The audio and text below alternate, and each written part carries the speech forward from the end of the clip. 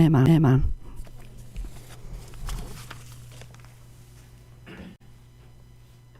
I pledge allegiance to the flag of the United States of America and to the republic for which it stands, one nation, under God, indivisible, with liberty and justice for all.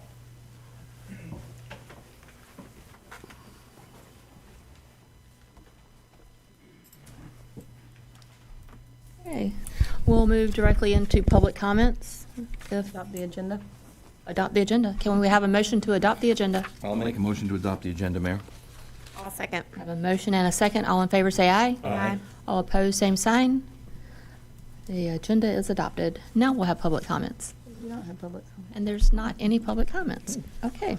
We'll move directly into DR Reynolds coming up and giving us a update on our facilities expansion project.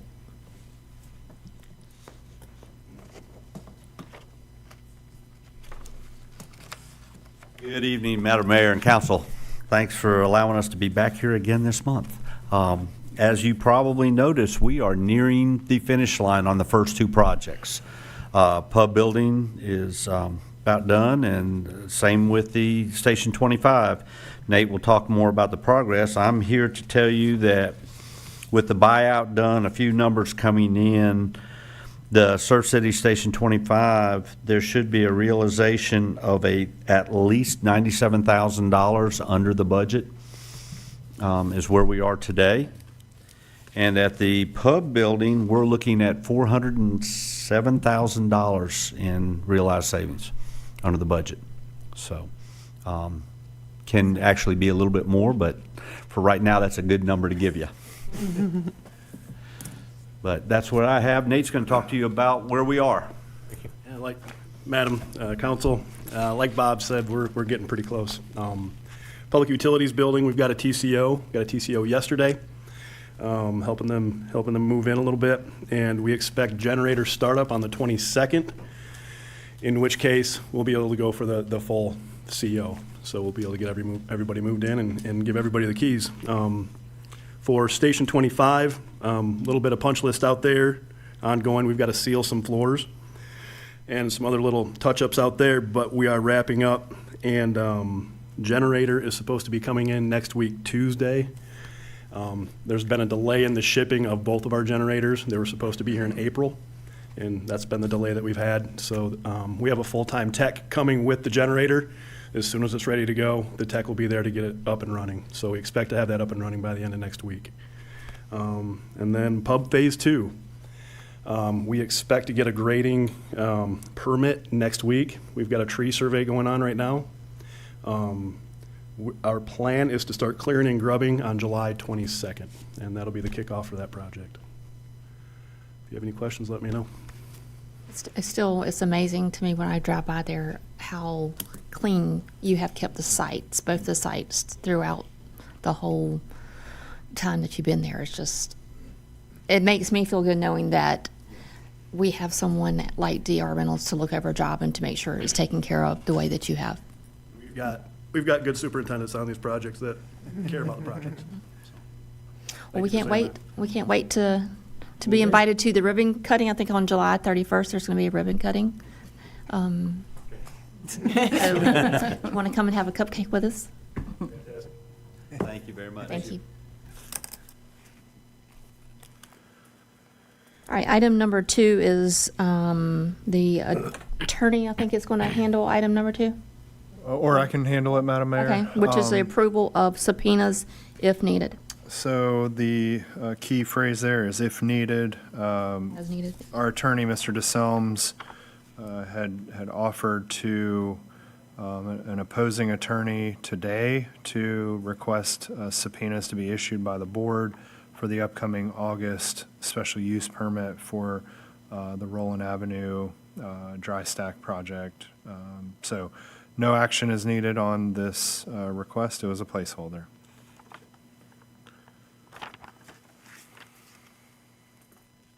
Is there a consensus? You need consensus? I don't need a consensus anything? for anything. Okay. I have one question, though, and I apologize. Subpoenas issued by the board?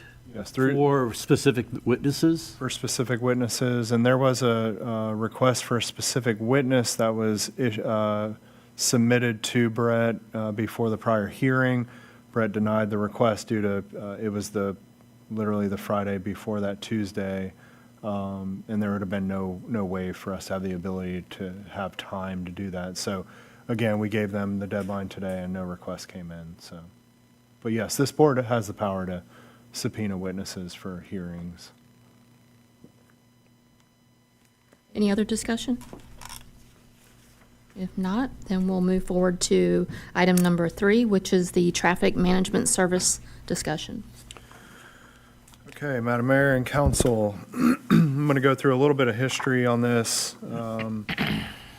Ultimately, just letting you know, I'm not asking for any action on this.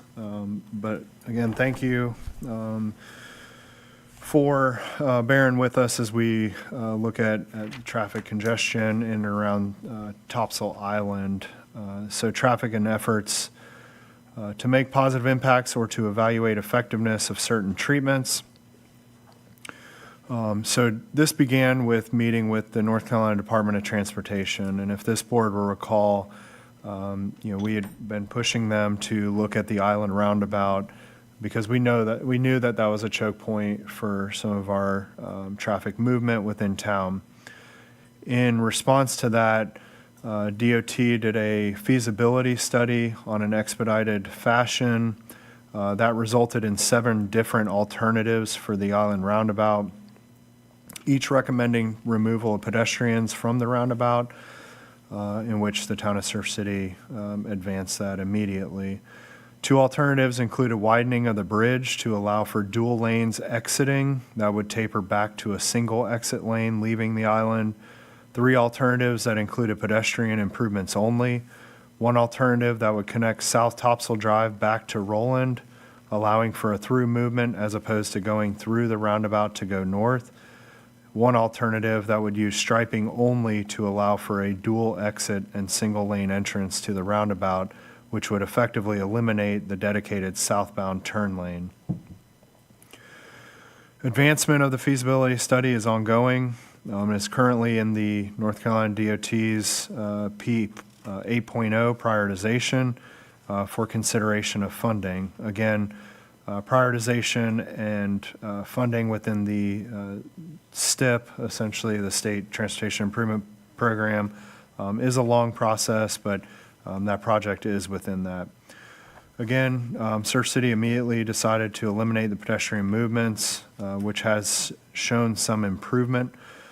Another alternative was to pilot the bridge ramp metering concept, which has been in effect since May 9th. This is when the town began collecting data. We started capturing predictive drive times, which in a simple form was collecting drive times predicted by Google Maps to help determine effectiveness of the bridge light. This included collection of drive times from 4 determined routes. Outbound was the S-curve to the island roundabout, Shell Road to the island roundabout. Inbound routes were Shepherd's Road to the island roundabout and Magnolia Reserve to the island roundabout. We've continued collecting this data on 30-minute intervals ever since. On May 20th, we decided to expand the data collection due to the delays being experienced on the mainland for both incoming and outgoing traffic. We added 2 new outbound routes, which included the island roundabout to Magnolia and island roundabout to Shepherd's Road. The good thing about this was we were able to capture the predictive drive times prior to the most recent efforts of the joint partnership between the two towns, Topsail Beach and Surf City, to deploy traffic management services or flaggers at mainland intersections. Traffic management services, these began on June 27th and have now been operated for 3 weekends. The first Saturday was a little rough to start, as by the time they were in the intersection, traffic was already heavy, and it took them a while to get organized and get cars moving. They also quickly realized that the intersection at Walmart was unneeded due to the timing of that light being in sync with the North Carolina 50, North Carolina 210 intersection. That Sunday, they abandoned the Walmart intersection and focused on the NC 50 210 intersection and the NC 50 and Food Line intersection. On July 3rd, they were back and operated 3 intersections again, except for at this time they were controlling 50 and 210, 50 in Food Lion, and 50 at JH Batts.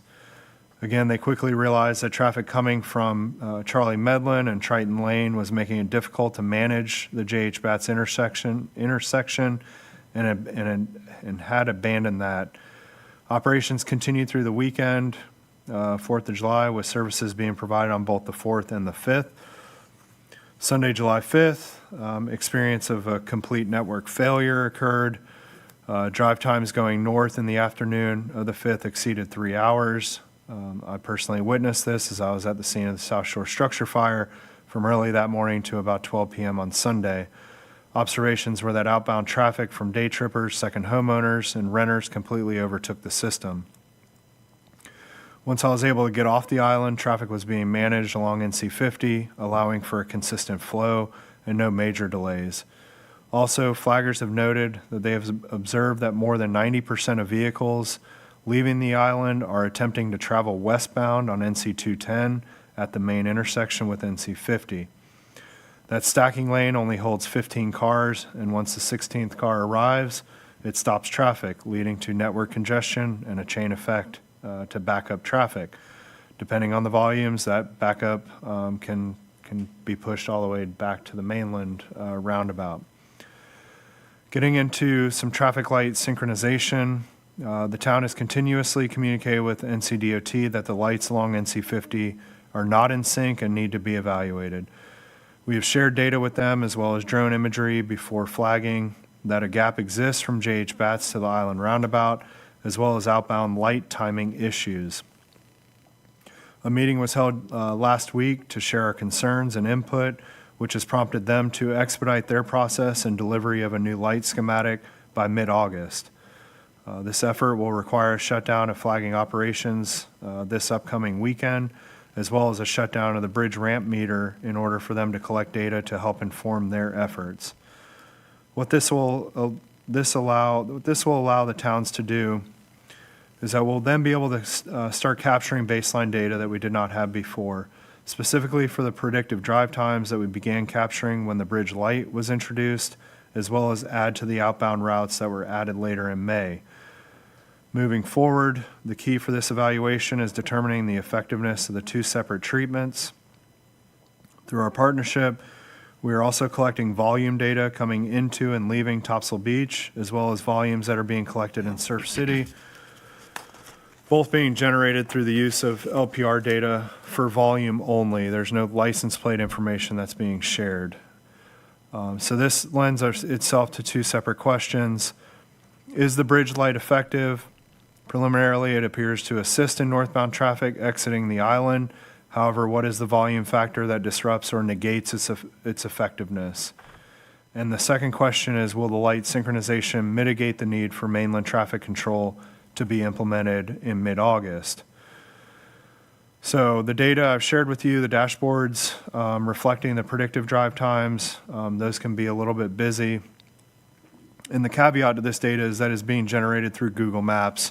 And we know that at a certain point, delays in the system will present rerouting and cannot be considered 100% accurate. However, is a fairly good indicator from separate drive times and points of interest. Looking ahead, we have the R5900 project. DOT is currently in the project development phase for this, which is focused on the 50 and 210 intersection, a major choke point for both inbound and outbound traffic. The preliminary focus of this will be dual left turns onto NC 210, leaving the beach with dual westbound lanes that will then taper back to a single outbound around Atkinson Point Road. We have the Island Roundabout feasibility project, that's H250125 as identified through the prioritization process. We have the light synchronization program that's happening this weekend, and then data being delivered back to Raleigh for the potential outcome of that. We need to determine volume for system failure so that we can provide other tactics and communication for that. And then other ideas the towns can evaluate to seek implementation. To date, the towns have expended $32,825 for traffic management services, which we had initially allotted with both towns at a total budget of $60,000. Their services will not be in effect this weekend due to NCDOT data collection, and it would be recommended that the weekend of July 25th, at minimum, be suspended to capture additional baseline data. In addition, the bridge ramp meter will not be functioning based on its intended use for the same reasoning.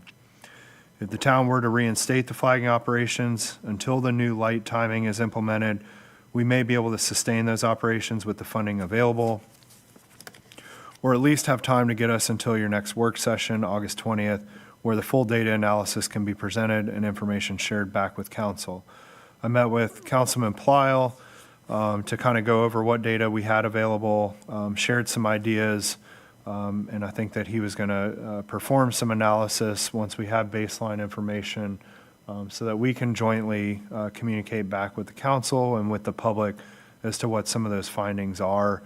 But again, at this time, I'm not asking for anything or we don't need to expend any additional funds. We have those, but wanted to let you all know that there's two points of interest that are coming up is that, what folks may have gotten used to over the last 3 weeks of having flaggers in the intersection will not be there.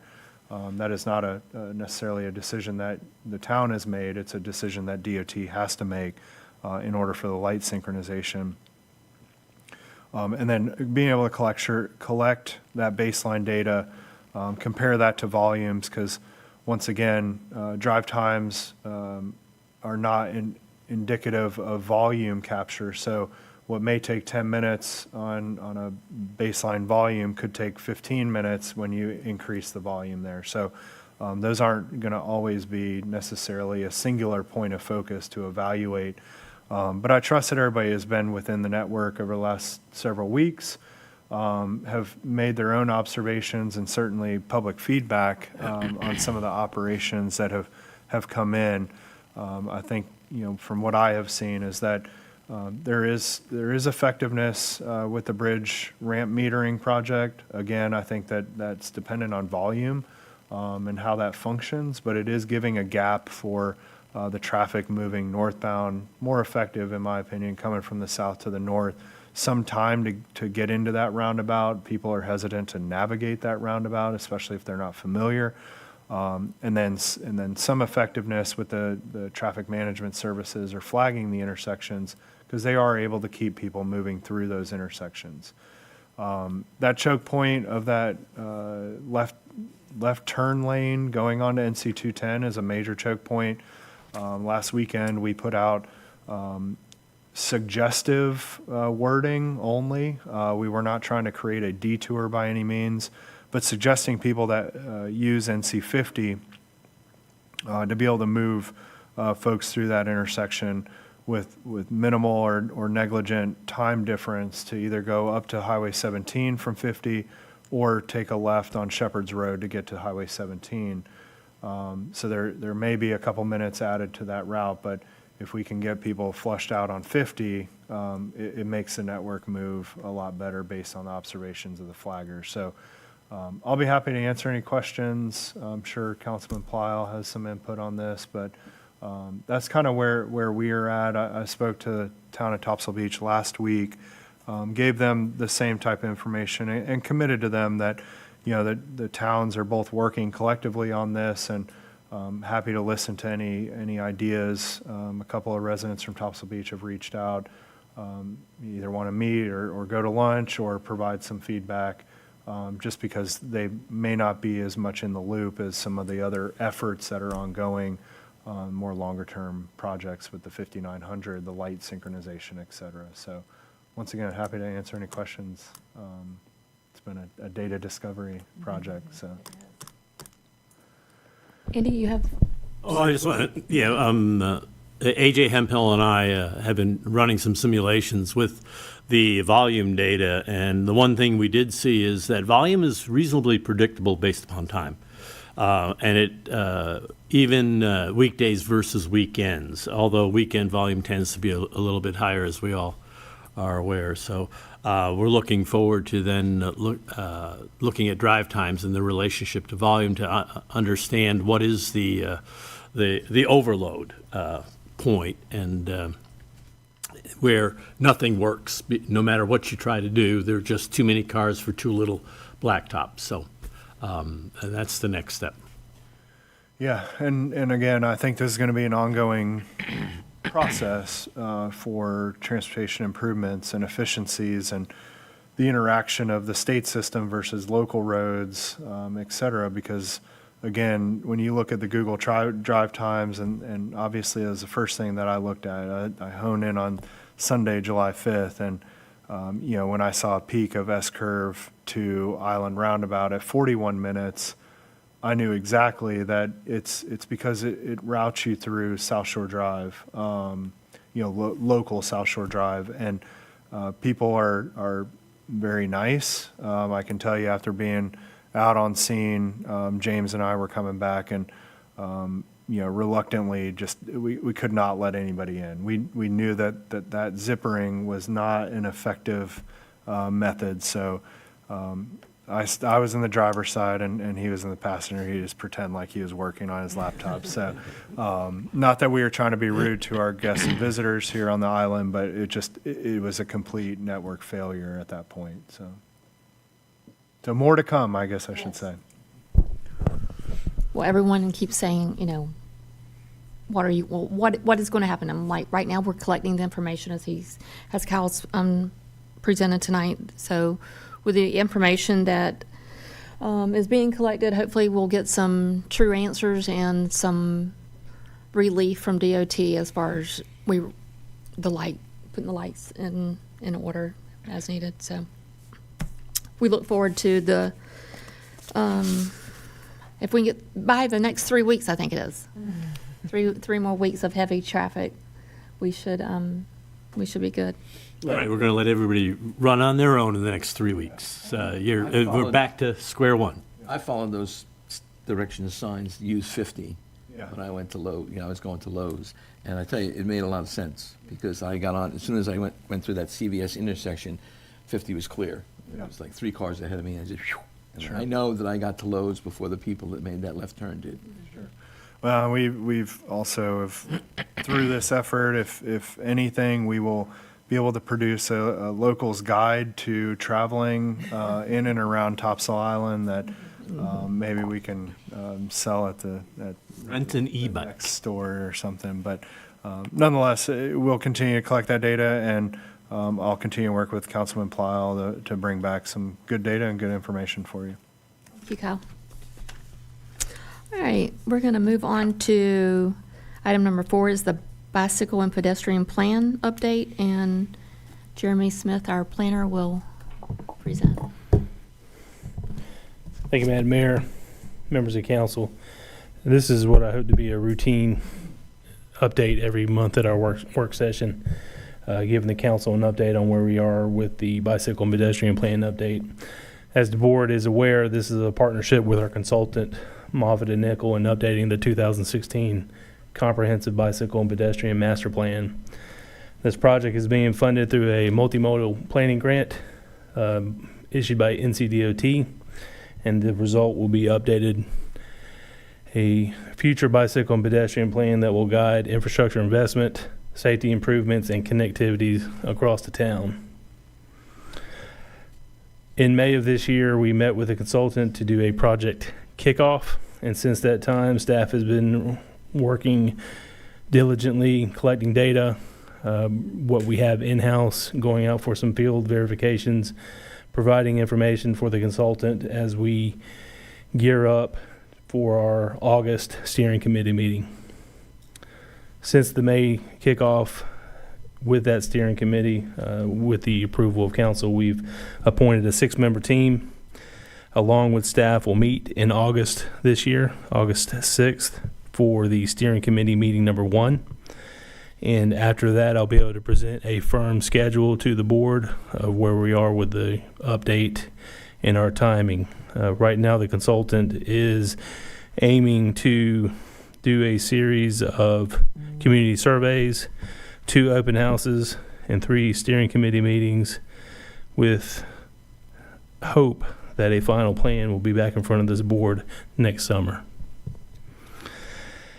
The August 6th steering committee meeting will be here at Town Hall in the training room to the rear of us. The goal of the steering committee meeting is to review existing conditions of the pedestrian bicycle network, visions and goals of the current plan, start brainstorming new visions and goals of what this update should look like, plus exercises in mapping and identifying issues in the current system and how it can be improved. That same day, staff will be working with the consultant, Haley Blakely from Moffett and Nickel, and we'll be doing an all-day site inventory of existing network, where improvements, road hazards, bridge issues, connectivity issues, opportunities, rights-of-way constraints in town rights-of-way or NCDOT. And as I mentioned before, this is all under the caveat that staff is continuing data collection to give the consultant enough to come to the steering committee with an appropriate schedule. Next staff is internal staff survey. That's going to be coordinated by myself and my department through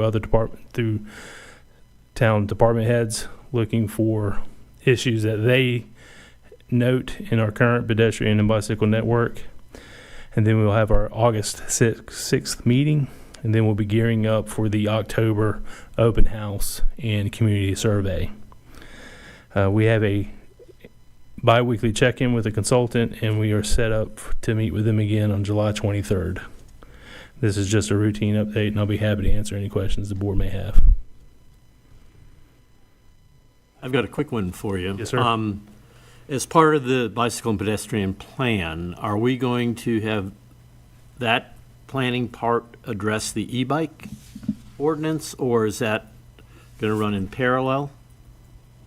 So the multi-use path steering committee has already implemented a subcommittee to look specifically at ordinances. As this board knows, the DOT omnibus bill that was approved through the General Assembly gives authority to be effective in December, but it is our goal to have ordinances to you all over the next coming months so that we have the opportunity to vet all those ordinances, and then police department has the opportunity to start the education engagement efforts. So to answer your question, hopefully the ordinances will be in place before this, is in full gear. I think it's an important piece that you guys, when you do the plan, is what exactly are the rules going to be. So E-bikes are identified users of that system, so that definitely will be part of it. good. Thank you. Thank you. Thank you. All right. Next up is beach access policy, and we have a special guest with us, Mr. Charlie Medlin. He's here. He's been here all, I don't know, for the last, 6 weeks or more? Oh, yeah, around there. With his pretty smile and our lightness up in the office. I know we've enjoyed having him here, and Kyle's enjoyed your time as well. So you're going to present to us your beach access plan. Okay. I just wanted to say thank you, Madam Mayor and Council, for hearing my presentation today, and I also wanted to give thanks to Kyle for giving me the opportunity for this summer internship. He has been extremely helpful with his guidance, and I don't know what I would do without him this summer, so I just want to say thank you, Kyle. Anyways, to jump into it, this plan is based off of the Parks and Rec Comprehensive Master Plan on page 73. This is where we pulled all our information from and had to set up a baseline for. Let me see if I got this right here. Hold on. So Surf City occupies and uses 39 public beach accesses as of right now, all of which have different amenities present and a different level of usage based on where they are located. Some of the amenities that we have present are displayed here: petway stations, bicycle parking, automobile parking, sidewalk access, golf cart parking. These are ways for people to not only reach our beach accesses and access them, but also provide places for them to dispose of garbage. We have trash cans and such. And then for our facilities, we also have disability parking as well as ramps for people in wheelchairs and the such, showers, bathrooms, and then seating, as well as certain public accesses have public art displayed. Within the comprehensive master plan, it has been, the essence of the project was to establish a tier system for our beach accesses. This will help with garnering grant money from the state level in order to provide further improvements for the beach accesses. And so to give you an example of what we were thinking of for our tiers, I provided a couple of beach accesses that are already in mind to go along with those.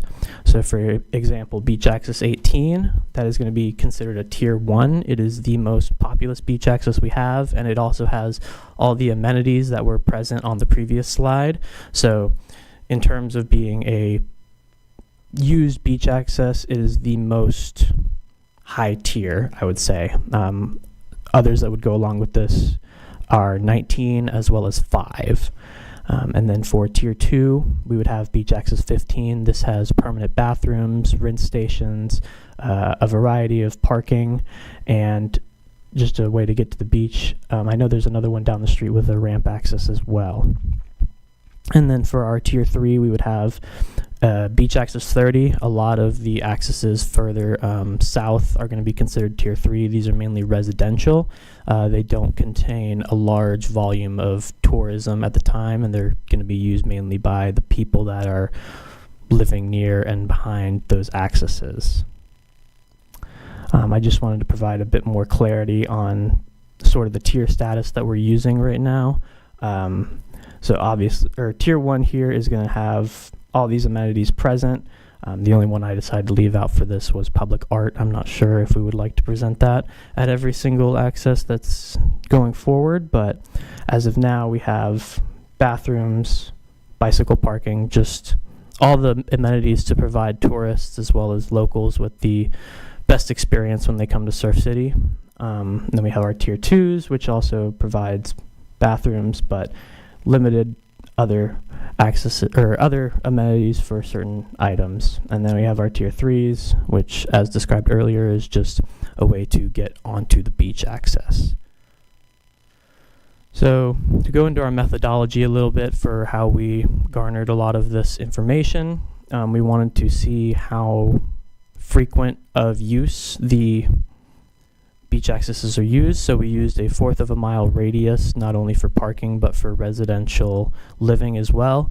That provided us with a ranking of the beach accesses that are most used as of now, which is going to be 18, 19, 5, and then I believe 15 as well are our top accesses as of right now. We also went by the amenities that were present at the time. And then another thing that we wanted to keep in mind going through this is the safety aspects of our beach accesses. As of right now, the only accesses that have direct vehicle access for EMS, fire, and ocean rescue are accesses 1, 5, 6, 13, and 19. All these accesses are located on the northern side of Surf City. As of now, there is no direct vehicle access for anywhere between 19 and 39 on our accesses. The only one would be about 100 yards past 39, and that's going to be going into Topsail Island. We also wanted to explore the idea of beach mats for some of these crossovers. I discussed with Deputy Chief Hobbs as well as the fire department in general their wants for a way to provide a safer environment for not only residents but tourists who are here. Discussions that came up were these beach mats, which can be rolled out and will provide not only an easier way to get to the beach, but it can also provide a environmental benefit. When the sand builds up on these mats, you have to sweep them off, and that'll further build upon our dunes and provide more safety for our coastlines. also spoken by the fire department, and this is looking very far in the future, but the potential elimination of certain wooden structures that we have, like wooden crossovers that we have down the islands, and replacing them with direct vehicle crossovers was something that they were interested in and potentially looking at moving forward. As well as speaking with them, I wanted to address the accesses that would be most beneficial to having on the south end of the island in order for safety purposes. We identified accesses 24, 27, and 36 as being some of the most prominent that we could use for better safety access for our EMS and fire rescue. This is just an example model here. I believe this is access 36 here. That was provided to me by Facility and Grounds, I believe, which I appreciate from them. And then our improvement and priority moving forward would be to take these tier system. We would be improving upon the already established tier ones. So for instance, 18 is already capped out with all of the amenities that are present. So we would be looking to add on, I believe, seating to access 19, as well as additional, I believe, parking, or there's one more with access 5, and just maxing those out to finish off the tier 1s, as well as upgrading certain tier 2s to try and make them more tier 1 accessible. And then for our lower priorities, we wouldn't be looking more so at tier 3 accesses. These would be our lower priority. These are just for residents on the south end mainly to access the beach, and they are not the highest volume as of now. As well as another high priority item is establishing some access for emergency services on the south end of the island. That should be everything. If you guys have any questions, I would be happy to answer them. Any feedback would be great, and I appreciate your time. Thank you very much. You did a great job. Thank you. I appreciate Very, very it. thorough. Thank you. I think you did too. Beach mats, Yes, sir. is that for, that's basically foot traffic, right? Yes, sir. It'd be for foot traffic, but vehicles are also able to go on those, as well as if someone has a cart or something, for instance, that would make it a lot easier for them to get over instead of having to. Something that would be, is that considered for the tier 3, just for the crossovers? Or no? So I wouldn't categorize the beach mats into a specific tier as of now. That was just a want by the fire department, as well as certain parks and rec facility managers, that a lot of residents have asked for more of these to be present. I think we have one at Beach Access 6 as of right now. And just going forward for certain crossovers, I think a lot of people would be interested in having more of those. Or that was a discussion that we That's kind had. of what sparked my mind. I feel like it'd be a little more stability for older guests. Yeah, absolutely. And like you said, when you get the opportunity to phase out the wooden structures and Mhm. still create that stability. Anyway, That's something that has to be pulled up in the off-season, or is that something we can leave down? You can leave it down. There needs to be, the sand on it does need to be swept off at certain times so it just doesn't get buried under the dunes. But other than that, I believe it can be left on the beach for a prolonged period of time. I remember we had conversation much earlier, and there was one mat that we looked into that had to be rolled up, Okay. and that's just. Right. Yeah, that's something to keep. Absolutely, yeah. They can, because I think we had one that was purchased by a grant, Carla. And it's awesome there. We love it. So maybe coming into our beach nourishment project, I feel that your plan here is going to become reality sooner rather than later. Yes, ma'am. As far as like when the new sand comes down and we go back to put out our structures, back there, hopefully the mats will come into play and we can get those in sooner. So Absolutely. yeah, you did an awesome job. We've enjoyed your time as intern here in I've Surf enjoyed City. being here as well. Feel free to come back anytime. Absolutely, and I appreciate it, guys. I have one observation or one question for you. Absolutely. Some of the folks that live on the South Shore Yes, sir. have a difficult time crossing this street. Yes, sir. And we have, I think, one crosswalk down there. Have you considered if crosswalks would be an added value at all on some of those? Yeah. And we also have parking down there. We have the 3 new parking lots, each with 10 slots, plus the one at the very end. So the little box that says parking, I think to make the Army Corps happy, we should put a checkbox there for number 3, for tier 3 as well. Yeah, Because we have done that. Sure. Yeah. The parking. We purchased I think 2 of those lots several years ago when you could still buy a buildable lot for a decent price. But 100,000. That's correct. Yeah. So. There's indirect pedestrian access and guidance to the crosswalks of the road. Unfortunately, none of those parking lots are directly across from a beach access, just from the availability of it, I guess, at that time. But continued enhancements for pedestrian access to those beach accesses, and like the mayor was saying, is this will give us opportunity to communicate with the Corps what we're looking for. When they come in, because part of that project will be to replace crossovers.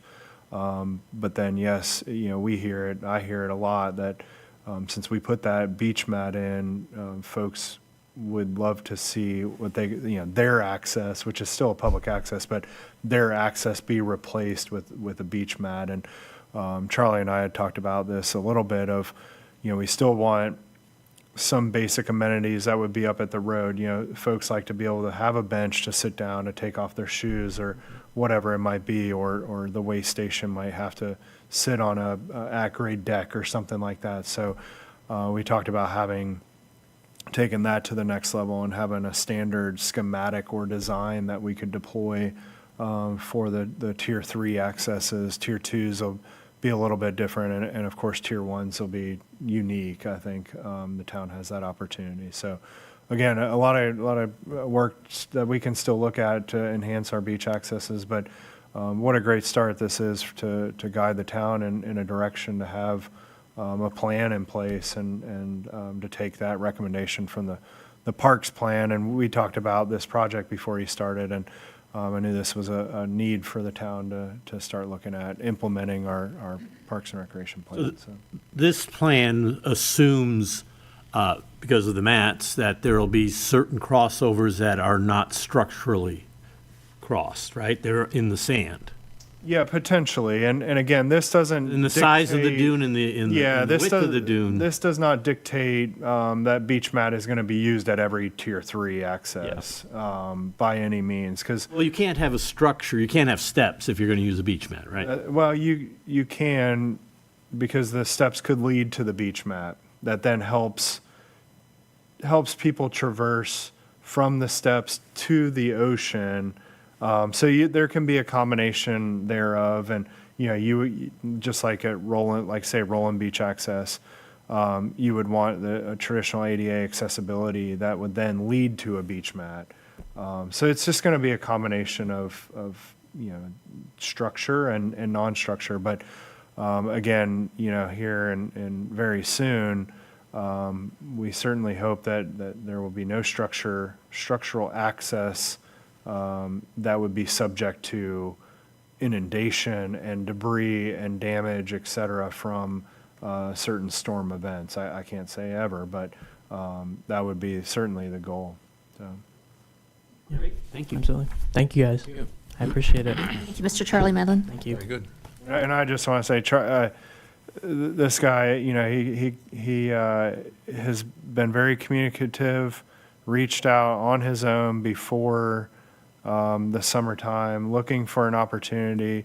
It was a no-brainer for me to have him come in, and Chris and Shondell, I can't say enough about Charlie and the work that he's done. And I really feel like I've done nothing, because I can put him on assignment and he does that, and he doesn't need a ton of direction. And obviously the relationships that he has and the ability to just work with anybody, with Frank and with Chris, with facilities and grounds, has just been tremendous. So Charlie, I appreciate everything that you've done. Thank you, Kyle. Yes, sir.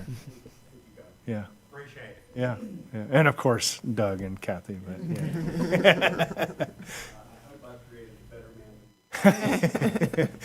No comment, you know. Job well done. Yes. Okay, moving to our next item, the water treatment plant expansion. And Mr. David Price will come up and present.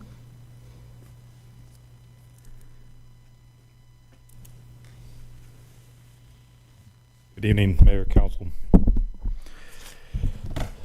Before you is the contract amendment for the water treatment plant expansion. This probably seems similar to other projects, other contracts, because this has been before you 3 times. What we've started doing was we have a dynamic regulatory and technological environment and infrastructure. Things change constantly. So with these contracts, what we do is we start off small, typically basis of design. It's a smaller contract. And as we go farther along, you'll get amendments to expand it as we figure out the answers we need and what we're designing. That way we're not committing funds prematurely. This will be the final contract on this particular project. This will bring us up to the engineering side of things, a 5.2 million gallon a day water plant. And also, one of the delays we had was the regulatory environment toward PFAS or forever chemicals or Gen X or whatever you may know it by. That has been changing a lot with the different administrations. We are going conservative with this, and we are employing a technology that would be the first in the country to remove it. So before you is a contract amendment to go ahead and bring the total amount for the contract to final design and contract oversight up to $4.5 million. That is an increase of $3.7 million.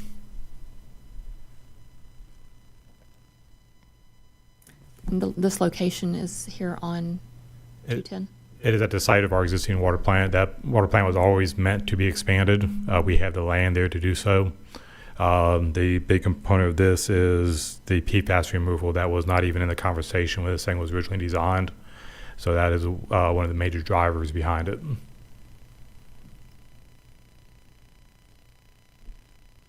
Well, that's what we hear all the time now, is PFAS. Do we have PFAS? And We do not have PFAS in our water currently, but if you follow the science behind it, we're not going to give up the luxuries that we're used to that causes PFAS. So it's going to continue to build up an environment.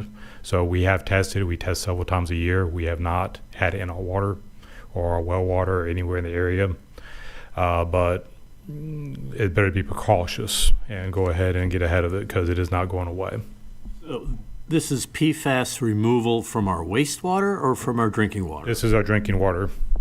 Okay, so we're conflating 2 different activities here, right? No, so we'll talk about the water plant right now. Water generation or water sewer treatment? Water generation. Okay, so this entire thing is for water generation? This particular line item. Okay, so we're doing some things for our inbound water and some things for the outbound water. The 2.6 to 5.2 is outbound, right? Sewer treatment. No, that is water generation. All right, so this entire thing is water generation, and we're good to go. any other discussion? Do we have consensus to move forward? Yes. Yes. Yes. Thank you, David. Thank you. Item number 7 is a budget ordinance amendment for the Water Treatment Plant Expansion Fund 75. These next 2 items are tied together with the contract. The first budget ordinance amendment takes money from the system development fees and moves it into professional services. Any discussion? Hearing none, do we have consensus to move forward? Yes. Yes. Yes. Yes. Next item is budget ordinance amendment, Water Treatment Plant Expansion Fund 83. This takes the same money that you just voted on and moves it into a usable expenditure line item. Yes. Yes. Yes. Yes. David? Next item is subsurface Phase 2 contract amendment. This is the project that's currently underway. We have a pre-construction meeting on this next week to go ahead and break ground on the Inez Betts Park Phase 2 and Phase 3 on the Parks and Rec Phase 2 for us on the subsurface project. This was the final project for the treatment side of that. We held off on this because we were seeking some land acquisition, and now that we have that, we were able to complete the contract scope to get this done because we knew where everything was going to go is how we're going to fit it. This raises the contract by a little over $1 million, and I'm not going to need a budget amendment because this is grant funded. This is coming out of the $19.7 million. Any discussion? Do we have consensus to move forward? Yes. Yes. Yes. Thank you, David. Next item might not be that easy. System development fee analysis. Let me get my bearings. Appreciate it. So I appreciate the opportunity to present this. This has been presented before, and we sharpened our pencils a little bit and did a new analysis on this, which the council should have a copy of. Ms. Carly emailed it out earlier this week, and I apologize about the delay on that. But I do have a copy here if anybody needs one. I'll take one. David, I'll take one. Great. It's all yours, John. Thank you.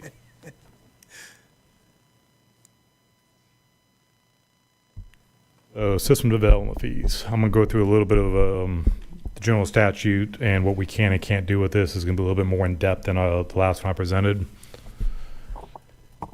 So system development fees are governed by General Statute Section 1, Chapter 162A, Article 8. These are one-time charges assessed against new development for the cost of existing and planned infrastructure.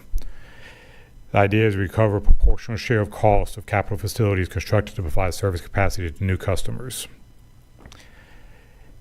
It's only imposed on new developments only, or upgraded developments, I should say, as well. This study must be done every 5 years.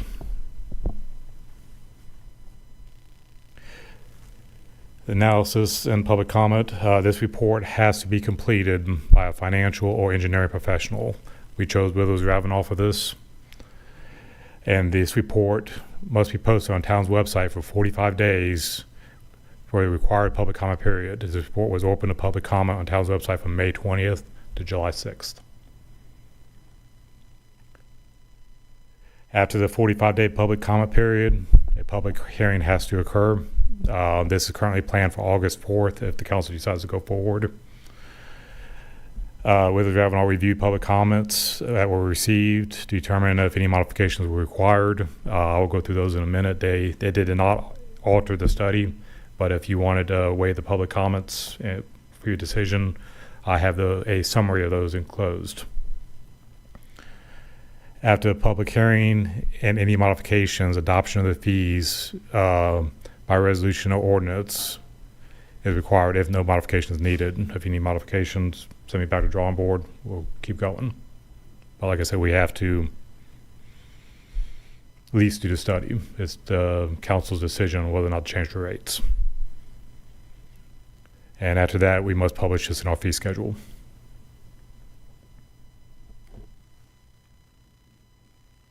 So the 3 public comments that I received were summarized as such. Like I said, these are very condensed. I didn't want to read them out verbatim. The town should charge the maximum system development fees, especially on commercial properties. Hotels and inns should be charged based on a number of rooms. Existing residents should not pay for expansion costs. Commercial properties should receive a discount due to tax benefits to the community. And the last one was just acknowledgement that they've read the report and they will forward any comments directly to the council.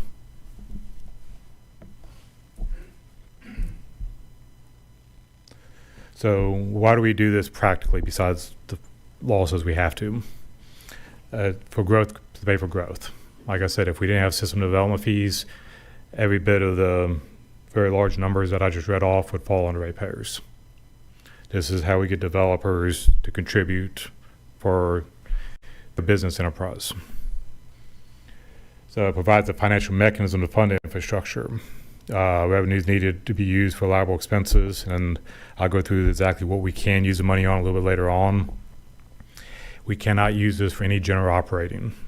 And I'll give you examples of what we can't use it for. We can't use it for salaries. We can't use it for electric bills. And we used to be able to use it for rehabilitation of old infrastructure. The law has changed. We cannot use it for that anymore. It is only for stuff that's producing new capacity into our system. That's the column labeled R&R. I apologize. Yeah, I should have struck that. I apologize. That is under the old law. We cannot do it anymore unless that rehabilitation provides new capacity. So if we rehab a lift station and we are able to upsize the force main and put a bigger pump in, and now it could do 1 million gallons a day instead of 500,000 gallons a day, we could use it. But if we do like for like, we can't. So in the tables, that's listed in the column R and R, repair and replacement. Yes. Okay, I just But wanted like I said, I want to emphasize there's got to be capacity allocated to it. Right.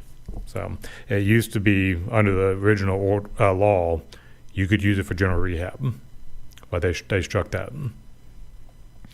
The idea, like I said a minute ago, is to lessen the burden on existing ratepayers. And like I said a minute ago, if we didn't have this mechanism in place, it would fall all under ratepayers. So who pays system development fees? Developers and home builders of a first time at a parcel or unit that connects. Once fees are paid, they do not get charged again unless they require additional utilities, such as say a property subdivides and now you have another unit there, you have 2 houses instead of 1. That second house will pay. That first one who's already paid, they don't pay again.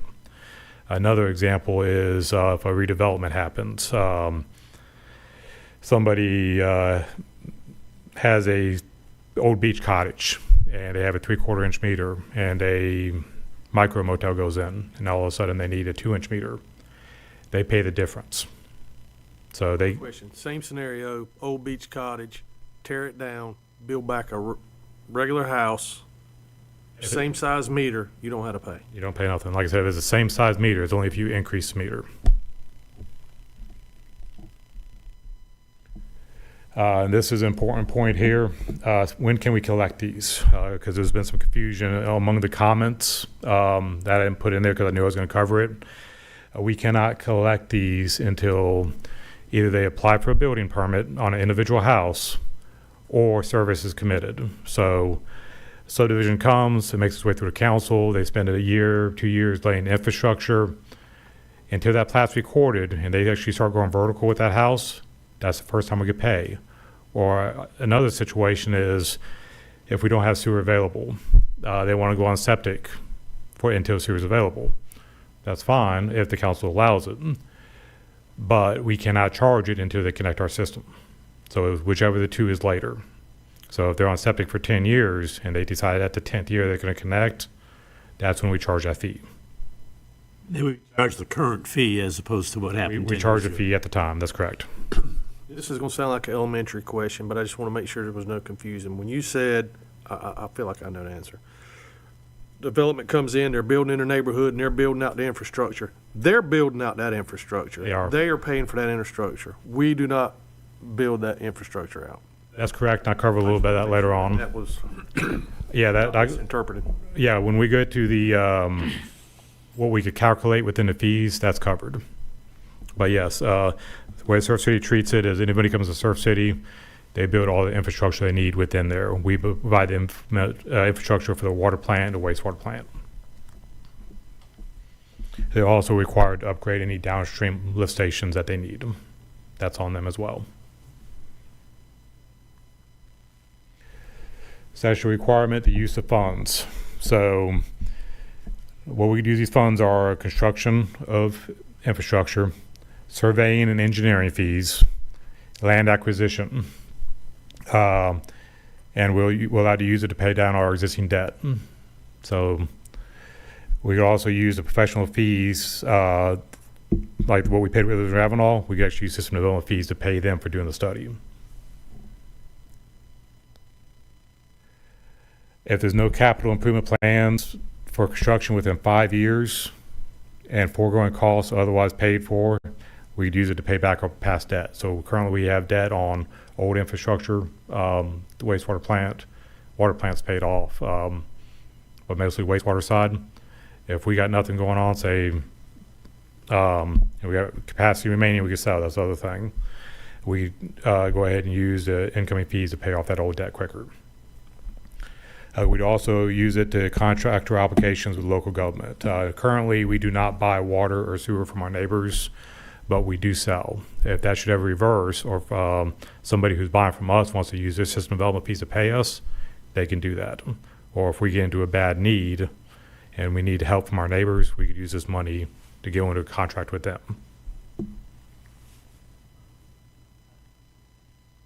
So 3 methodologies. There's a buy-in method. That's where we've already built the infrastructure. We have capacity remaining. We're taking the cost of what we spent, 75% of it. 25% by law has to fall to ratepayers. We can't get around that. That's state law. 75% we could pass on to developers. So 75% of the cost of the remaining capacity that's available, we calculate that, and that's called the buy-in method. That's only for existing infrastructure when we do the study. Incremental, based solely on the CIP, what we got future planned, the estimated cost of that, what's that's going to produce. What we use is combined method. We do have some remaining capacity at the wastewater plant and the water plant. And we do have a whole lot of capital improvement projects going on right now. So we do have the combined method. So to put that into, give you an example of that. Say all of our stuff put together is $10 million, which it's not, but it's $10 million. That's going to produce 1 million gallons. So we take 75% of that, say that 1 million gallons, I'm not going to do the math, but it's 225 gallons per bedroom. That's 225 gallons per house. Divide that 75% among the households, you end up with a number. That's how we got here.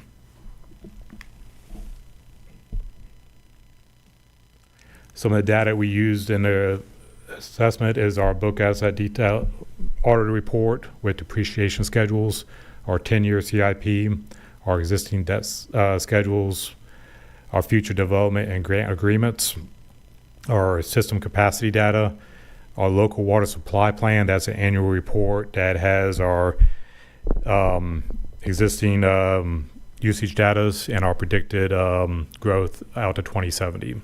That is available publicly online if you want to look at it. And the asset and depreciation listing. That includes the supply, treatment, storage, and pumping facilities, and transmission and collection lines. One thing that we cannot include in that is we cannot include any asset less than $50,000. Any vehicles or equipment, that's trucks, tools, stuff of that nature, cranes, meters. That's a new one to me, but apparently that changed sometime in the recent years. We've spent a lot of money on our meter system. It's a very superior meter system. We did use system development fees for that back then to help pay some of that down. So I'm glad we got that in when we did. We do have some debt service on it, but not nearly as much as we would have. Develop more and grant funded assets. This comes in important. Anything the developer builds, like Councilman Cannady said, someone comes in, they build all the infrastructure within their site. They also upgrade anything in line, any pump stations or any lines that they need from the water plant or to the wastewater plant. They're responsible for that well if it can't handle it currently. We can't count any of that in our analysis. Any grant funding. Our city has been very fortunate in the last couple of years with grants. We've gotten somewhere in the neighborhood for utilities, I believe it's up to $34 million. It's really nice, but we cannot count that. We cannot charge that back. So when you calculate buy-in method, you can't use the developer provided infrastructure That's correct. cost. That's correct. So when Waterside went in and they put in all their own pipes there, that cost there is not a depreciable cost that goes into the equation in the buy-in method. That's correct. Anything that we did not put in, we cannot count. Ever. Ever. The idea behind this is we're spending the money and we're getting reimbursed. If somebody else spent the money, grant money or developer, we can't get reimbursed for it.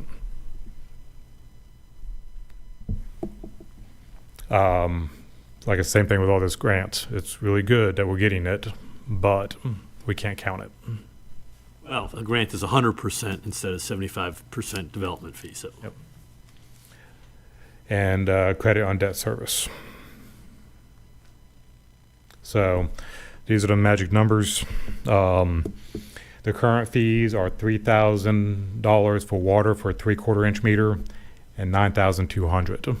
The maximum allowed based on the current study is $9,410 for water for a 3/4 and $15,770 for sewer, totaling a little bit more than $25,000 per household. So we used the hybrid, right? We calculated these system development fees based upon existing capacity plus future capacity. So we used the buy-in method plus the investment method or whatever it is. Can you break those out? How much of each, or How much of, the contribution of the buy-in versus the new investment? I don't have that in front of me right now. I'll be glad to get it for you if you like. Let me make a note. I can, yes, I can do that math. I just not prepared for that. But I get it for you. I'm sorry, I didn't mean to spring that on you, but Buy-in. it's more of an interest than, I mean, I'm looking at your tables and I can pretty much calculate. I can tell you that we have about 200,000 gallons left of existing capacity that has not been paid for yet. So if you want to do that math, Okay. divide that by 225. That's per house.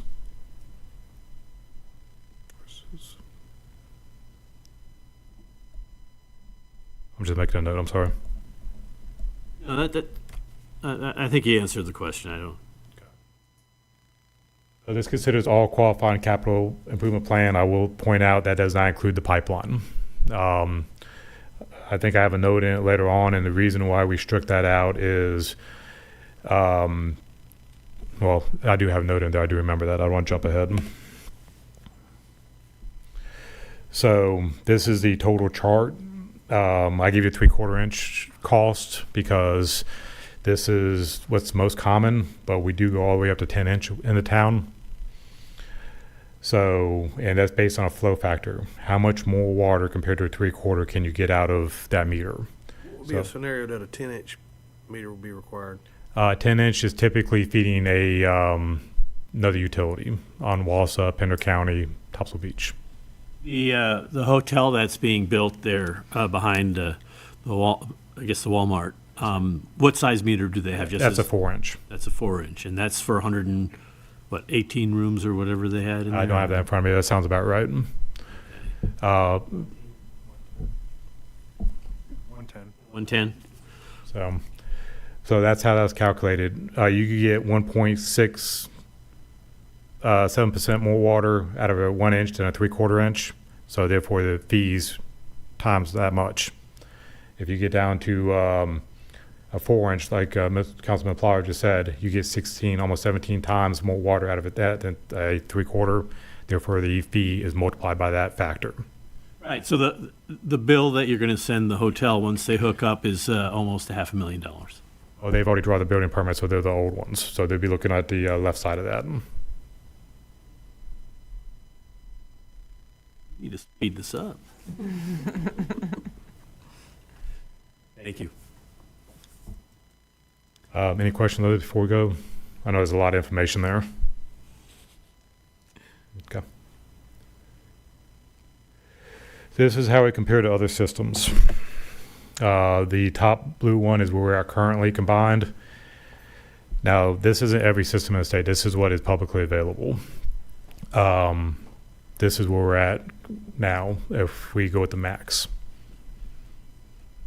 Now, there's some contributing factors here. For example, I don't know how to say that, Tukisi. CG. Yeah, we got you. They only do sewer. They don't sell water at all. So Were these all combinations, or were some, like, We- our county only offers water, they don't offer sewer. I don't know what their tap fee is, but. most of them, except for that particular example, offer both. That's the one right below Surf City. I'm not going to try to say that. Only offers sewer. So on the sewer only rate, they would be higher than us. But combined, just the way it looks. And there are several factors of why we are so high. Like I said, if you want to hear that, I'd be glad to go into it.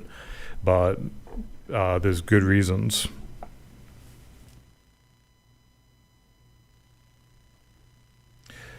So predictable outcomes. The Justice System Development Fee will allow the town to continue to focus on capital projects identified in CIP with less risk to existing ratepayers to fund what's needed. The rate study and adoption fees will commit the town to pursue the projects listed. This was mentioned before. This is why we struck out the pipeline. There is an expectation if we put something in that study and we count our system development fees on it, we are going to do it. There is a buyback method within this that if we do not act in good faith, either completing a project or substituting it with a similar project with similar capacity, developers can come back up to 5 years and get their money back. So I was looking at table 13 on the sewer side, and there's a line on wastewater master MPDES pipeline, $100 million. That got stricken. All right, and that's why it's now under R&R. Yeah, that is a part of our CIP but since we did not want to commit to doing that, we had it stricken. Right. So, okay.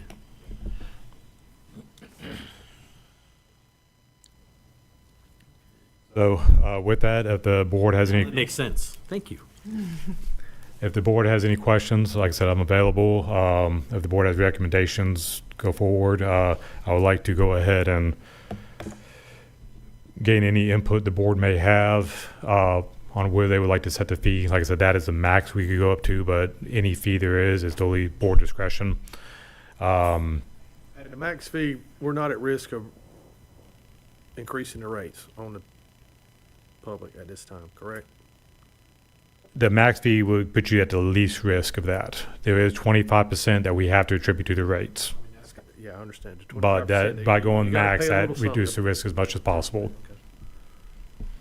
And so the recovery, though, would include the expanded use. So that 25%, ultimately, the user is paying a share too, right? Yes. For each gallon that they use. So, okay. Yeah, the larger, some of this we're paying up front through grant money, through savings from the system development that we've done. Some of it will be debt service. The water plant, there's a good chance to be debt service. A portion of the wastewater plant will be debt service. And if you got a fixed debt service, the more you spread that out, the cheaper it is for everybody. The more ratepayers, the cheaper per cost on that debt service. Right, the cost per gallon is Yes. less with more gallons. Yes. Okay. So at this point in time, the way we have it set up, we're not anticipating any rate changes in the near future. No. Not as of now. I say that cautiously. We are covered right now for the projects that we have listed. Right. So, but we have not bid out that water plant yet. Well, and there's always the question is how big and how much and how soon. I think we could use some water, sir. Oh, the water part I get, it's the wastewater part. Yeah, and this, the CIP that would be committed to this really just covers, I mean, we don't have disposal projects that are lined up beyond phase 2 of subsurface. So again, like we've talked about as a board, you all still maintain that control per se of future expansion in the way from the wastewater side. So Right, in terms of how much and when. Correct, yeah. Good. That was my concern.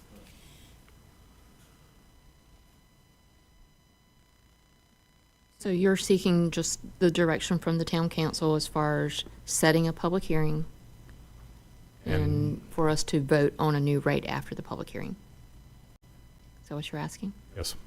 Unless we need a new rate now. Not sure if we need to. Rates, we talking about system development. System System- development. it's just- Development phase. Yeah.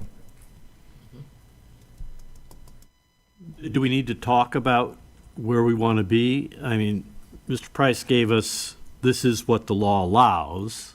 That's correct. So what we had talked about was modifying the capital improvement plan, which David did and brought that back, and the board approved that CIP, which then directed the study.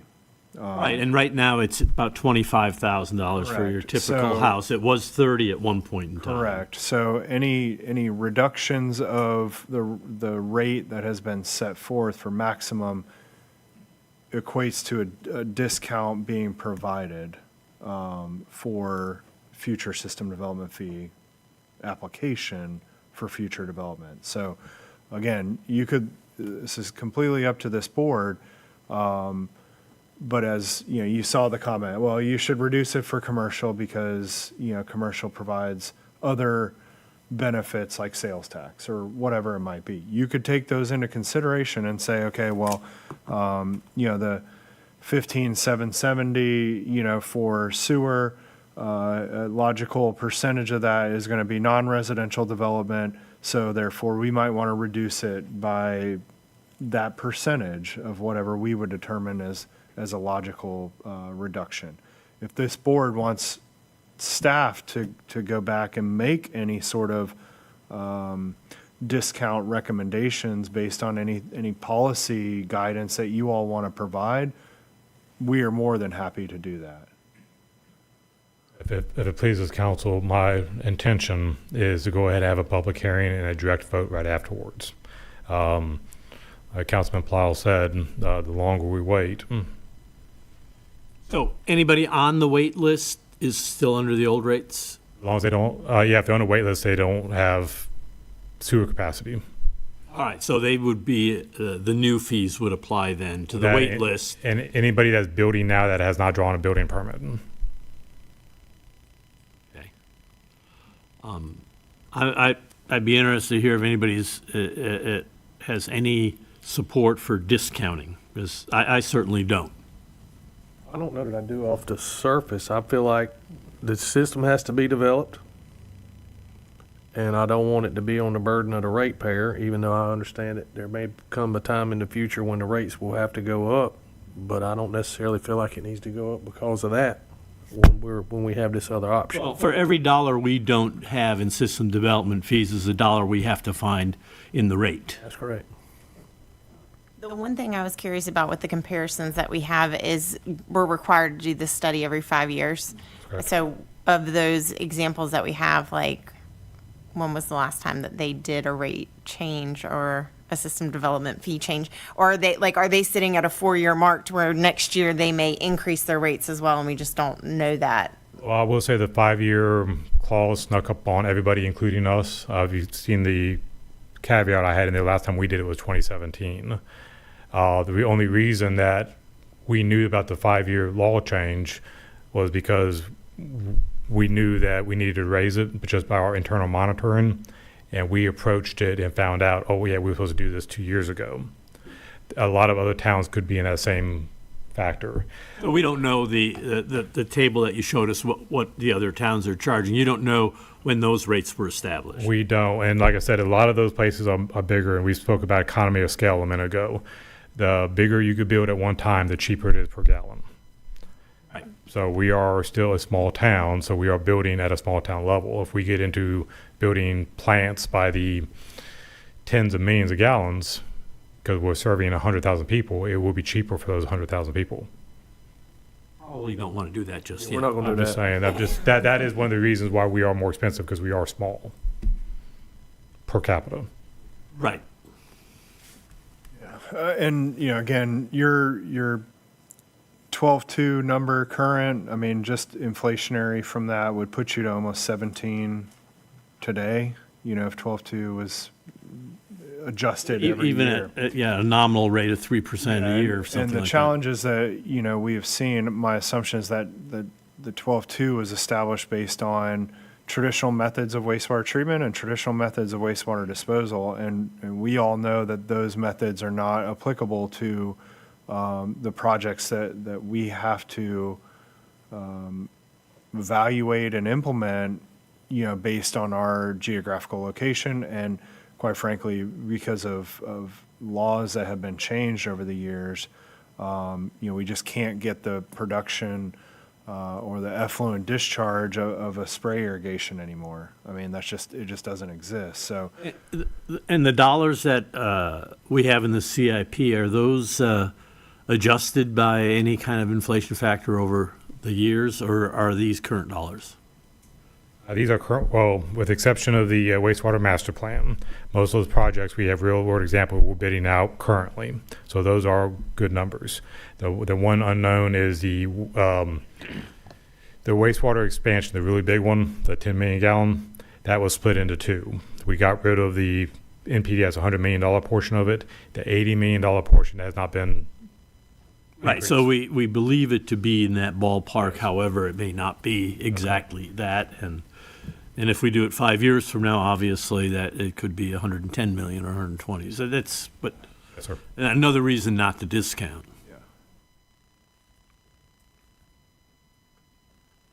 yeah, we try to be as realistic with this as possible.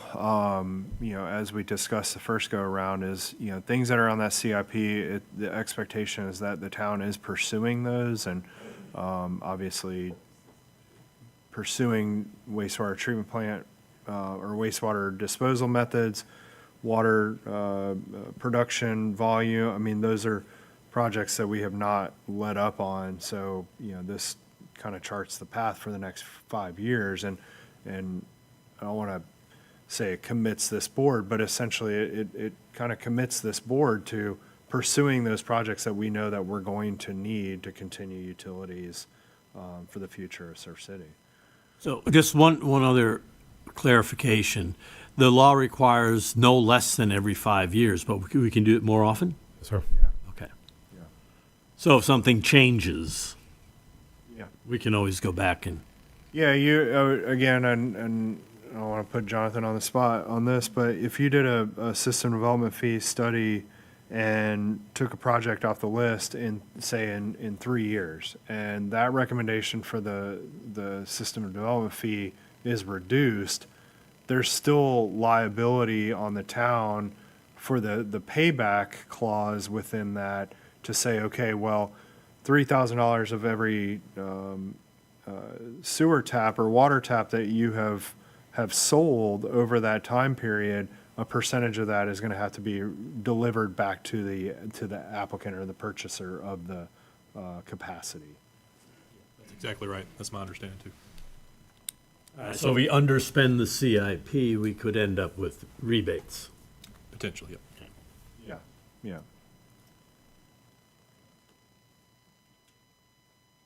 Anyone have any other questions for David? Dave, if you're looking for direction, I think your direction is to continue to move forward. Yeah. Yes. Public hearing August on- 4th, public hearing. Yes. Sounds good. I appreciate it. Thank you. Thank you, David.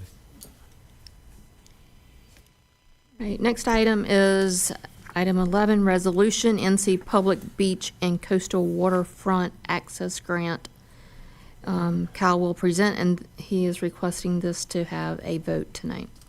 Yeah, so this is the progression of our Goldsboro Avenue Public Waterfront Access Project. As I had reported to the board, we had submitted an application to Division of Coastal Management and were invited to submit our final application. And essentially what that means is that we will be funded for the project. However, there's a couple of modifications that the state wanted to see with it. And primarily that modification was that they did not want to fund the entire parking lot. But however, they will fund a portion of it to allow for handicap parking as well as parking spaces dedicated for the canoe and kayak launch that would be part of the project. So the project is to create Surf City's newest ADA accessible public access point to Deep Creek and Topsail Sound, while expanding opportunities for residents and visitors to enjoy public trust waters. The grant request emphasizes ADA accessibility, pedestrian access, and public waterfront access improvements, the highest priorities identified in the Division of Coastal Management grant program. Community benefits is that it expands public access to estuarine waters, improves accessibility for all users, supports outdoor recreation and ecotourism, and complements nearby Soundside Park and Beach Access 16 while filling an existing access gap. So this is the general site overview of what that will look like. So along the western boundary in connection with existing infrastructure would be to tear down all the old bulkhead and seawall, replace that with a new seawall and an 8-foot wide boardwalk that would then lead to a 12 by 12 overlook deck, and then to have a gangway and canoe and kayak launch that would be ADA accessible. There where that little tiny blue dot is, to the left of the blue handicap parking spaces. On the right side, it shows the orange 2 parking spaces for access into the site, and then the yellow hash is a kind of a turnaround site for people to drop off their canoe or kayak. Yes, sir. I'd like to ask a quick question. The actual kayak launch itself is in the waterway where there's more traffic perhaps than if it were around the corner. Is there a reason why it needs to go there, or? We can modify the specific location. As you can see, this is very high-level schematic here. When we get into the actual design, yeah, we can absolutely put it towards the Well, basin. facing where that boat is. We get the boat too? The boat, thankfully, has set sail and is no longer in the waters of Surf City. So, But the next one I find, Andy, you can have it. Where that blue little square is, where you're saying that's where the kayak launch it would be. could be, yeah. I mean, we're not. I've been down there and looked at that at different times, and that is out of the 2 places, that is the deeper water. Yeah. Compared to over here at low tide. I mean, I don't know what you can launch when it's low. Well, I was thinking around the There's back nothing corner real- where that boat is, but I don't know. There's nothing down there that's really deep as far as. Yeah, and we'll work with the marine contractor on the final design of this. But this is us just trying to get a site map prepared for the application. So again, this will include 165 foot of seawall, 265 feet of elevated ADA accessible boardwalk, the 12 by 12 waterfront viewing platform, ADA accessible kayak and paddleboard launch, 2 ADA accessible parking spaces, 2 dedicated public water access parking spaces which must remain free to the public, the canoe and kayak drop-off area, and parking area lighting that would be provided by Jones Onslow. These are the estimated costs associated with this. So as you can see, the town would be contributing about 48% of the total cost at approximately $191,000, and then grant funding to be approximately 52% at $208,914, with a total project cost of $399,915. We did reduce this to reduce the scope for the parking area, and would anticipate coming back to the board at some point to look at that project that, was a part of the larger capital improvement plan project. But a lot of the cost that's associated with this is from the boardwalk and deck, and that is through a local marine contractor who provided an estimate on it. Also, too, the cash match corresponds with an arrangement that we have with adjacent property owner in which they're paying for a cross-access easement. So essentially, this project would be completed without any taxpayer contribution essentially for it. There's different ways that we can create the budget for the project. which we will present to you once we have a grant agreement from the state in order to set up the project fund for this. So, The $191,000 is coming from the cost sharing from Marina Joe's, that's correct, yes. but that isn't 191,000, is it? Yeah. 191,000, yes. They're paying that? Yes. Great. And I Yes. had a lovely evening there last week, so. Nice. So when I bring the project budget for this, was thinking about it a little bit, and again, can be up for further discussion, but we can do the cash match out of accommodations and then place the easement contribution into general fund, depends on how you all want to look at that. Obviously, the general fund is a lot more fungible than the accommodations fund, and the accommodations, this would fall under that fund. So we can set up a project where our revenue is showing grant revenue as well as revenue from Fund 21 as opposed to, Fund 10. So we And can, then the build out of the additional parking spaces will come out of the parking budget? out of parking, Fund 81, yep. So Okay. that would be the goal to move forward. Again, the design elements to this would be tied, for the parking, would be tied to the pervious parking design, using the grid product and the sub base, and so having a very professional and good-looking area over there, and then obviously future paid parking revenues to be generated to pay for the parking expenditure when we get to that point, but not trying to muddy the waters at this point with it, but we are obligated to present this to the board for the board to adopt the resolution, which we will put in our final grant application package that is fully prepared and ready to go. We just need this final piece to it. It was great work. Any further discussion? Nope. If not, do we have a motion to consider the approval of the resolution as presented? Get to make this I'll motion. make that motion, Mayor. Second. Be quicker, Andy, you Do I gotta be have a quicker. second? I second it. All those in favor say aye. Aye. All those opposed, same sign. Motion carries. Thank you, Kyle. Item number 12, resolution surplus service weapon. And Carla, is that you?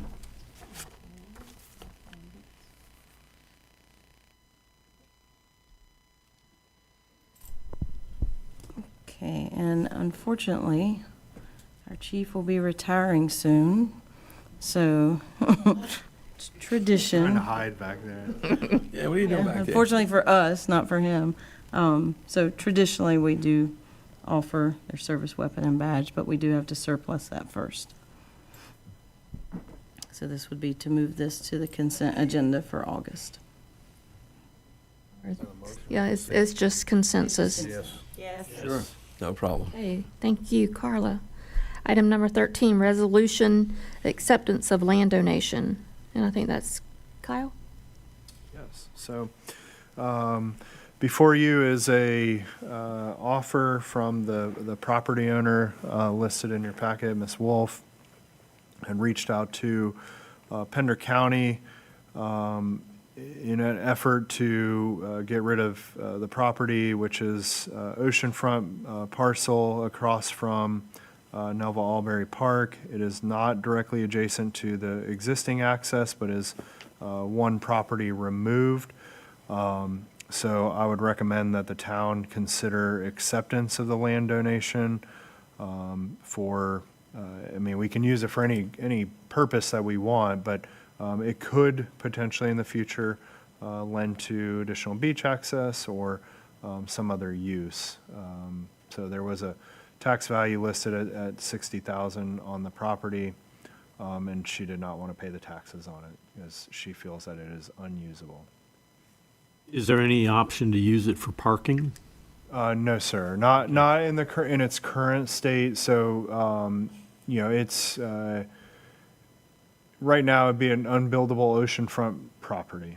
Well, I just kind of leave it at that. So no parking. I mean, you couldn't put any parking there. You might be able to put one in the right of way, but we have a lot of sand encroachment, so we'd probably get in trouble with the state if we tried to. Nelva, or Nelva Park access already is emergency access. It is, yeah. So, Yeah. I mean, we could use it for an additional if we wanted to, or just move it over. Yeah, my recommendation is that we just put it in the inventory at this point. Depending on future conditions, it might open up more opportunities for the town. And there are no real maintenance costs, No, sir. just the VITEC, well, we're going to do that anyway, so.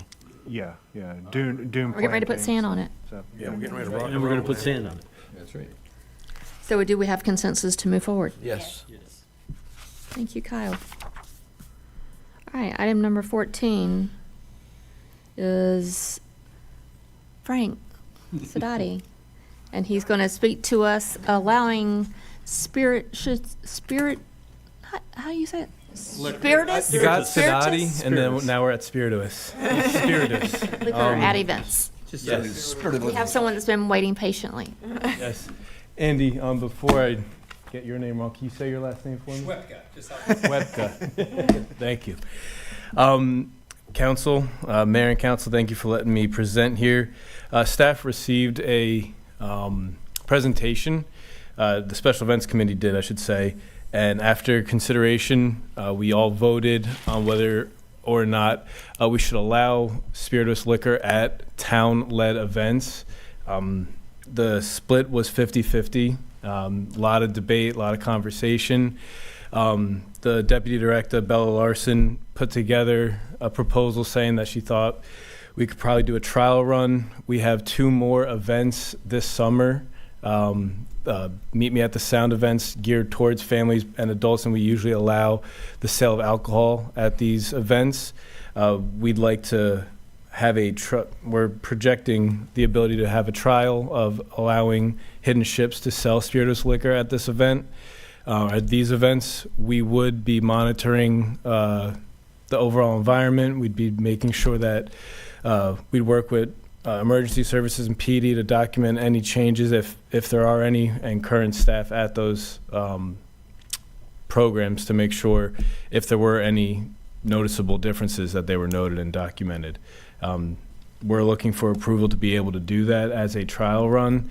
If this is successful, we'd have more internal conversations with the Special Events Committee, including emergency services, fire, PD, Parks and Rec, just to make sure that if it goes well, how can we continue? And if it doesn't go well, how do we just confirm that we would not allow it in the future?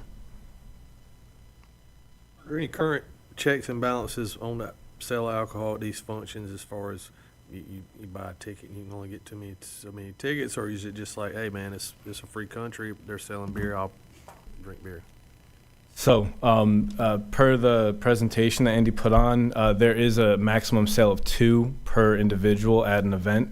And so, and if I'm misspeaking, please let me know. But that would be monitored by the vendor themselves. So I think your question, was like currently, no. Like if one of our local breweries is offering beer at an event, town staff does not have a 2-ticket policy, 3-ticket policy, et cetera. If somebody wanted to go buy 6 beers, they could. However, it is up to state law and server law to make sure that they're not over-serving, somebody's not inebriated. And then what Frank was referring to for specifically distilleries is that there is state law that limits the sale of spirituous liquor to 2 drinks. And that is a law in which their permit is, they're governed under, and state law would require them to adhere to that. So the limitation is at special events, but you can buy more than 2 if you're in their bar, right? Oh, yeah, that's, I'm sure that's. Strictly talking off-site from their location. Yeah. My question would be, how do you control or monitor that? So if I've already had 2 drinks, and I get Teresa to go up and buy herself one, and I'll say, well, get me another one. Now I'm 3 drinks. And then Sure. Alicia does the same thing, and I ask her, could you just, now I'm in 4 drinks, and there's no Sure. way that the person that's serving that knows where those drinks are going. That's the Right. only, So there's definitely always going to be a loophole. I There's think you always could something almost to make worry that about. As far argument. as liability goes, we worked through our, Carla helped us out looking at insurance. It's negligible as far as the town's liability. The allowance of this would be solely on the vendor, the distillery themselves, to monitor that. And if we as staff, as a town, see that there are issues that occur because of their lack of oversight, then we have the authority to no longer allow or intervene at that point. so that's what the trial Yes, sir. method is for. Okay. So in your description, you speak to, or you use the term distillery. There are now, apparently, my wife has told me, you can buy vodka in a can at the liquor store. If there were a vendor who didn't make that, but rather just sold that, would that be an allowed sale, or? So right now, through our special events manual, we do not allow liquor to be sold.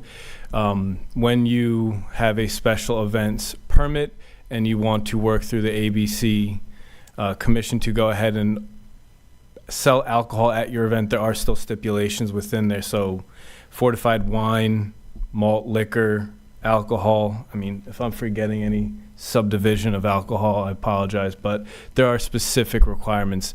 If someone decides to sell it on their own and they're not approved, there's, again, repercussions for that.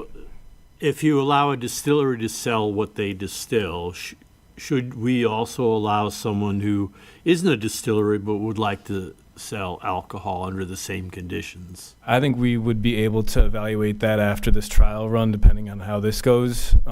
There wouldn't be, we are not in a position today to accept any other request. This is recent, and this is the problem that we're trying to address with this trial run. If this goes well and we can see an expansion of it, there would be more discussion with the Special Events Committee first. There's some permitting stuff that happens with ABC with stuff like that too, to where it's different if you are like a brewery or a distillery and your ability to sell your product off-site versus like a regular bar that carries an ABC permit and sells something secondhand, essentially. They have different stuff that they have to go through to try to work an event like this, and it's not always easy. Speaking from experience, financially- No, I it was a appreciate that. discussion, and we opted out because of the things that you have to do in order to try to do something like that. So I don't think that we would really have that happen down the road. I think it would. Yeah, Like, that's If not someone been. were able to fulfill the requirements of ABC, Yeah, that's always first and foremost. I mean, within our own policies, we currently restrict it. We're looking to loosen the reins as in a trial run and go from there.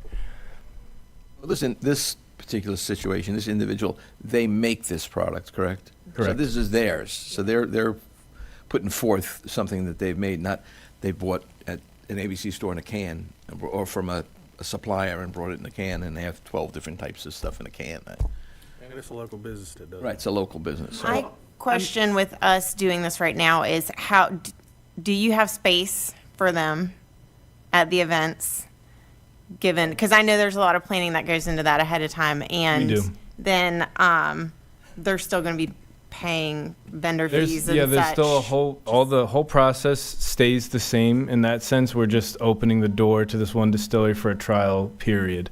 The conversations that we've had as staff were very adamant about making sure that we're following our current protocols. And when Andy presented, he was very adamant about being very knowledgeable of ABC law, knowledgeable of our current restriction, and wanting to test this out and be a part of this, be a part of our events at the very least.